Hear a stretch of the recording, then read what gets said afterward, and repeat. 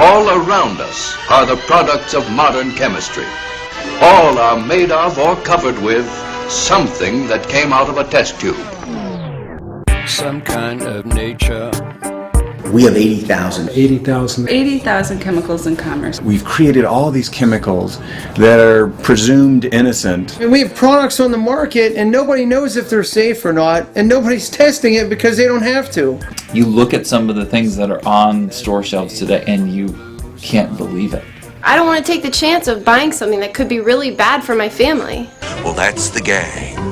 Chances are you bought them already.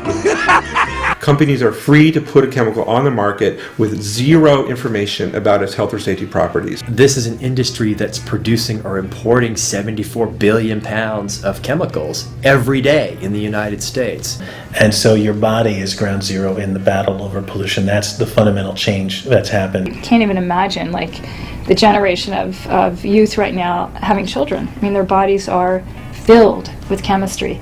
Children today come into this world loaded with toxic chemicals that did not exist 30 years ago. For the first time in history, most children in the United States will have a chronic disease sometime during childhood. Toxic chemicals that interfere with reproductive systems, that cause cancers, that interfere with our immune systems, that interfere with development. These things can all be affected by very small amounts of chemicals. Well, somehow we have industrial chemicals floating around in our bodies.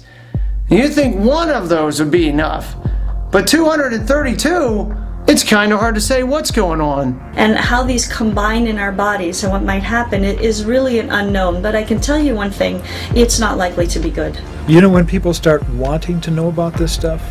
When somebody in their family, their immediate family, has cancer or learning disabilities. People say to me, like, what do we need to fix this system? I say it's simple.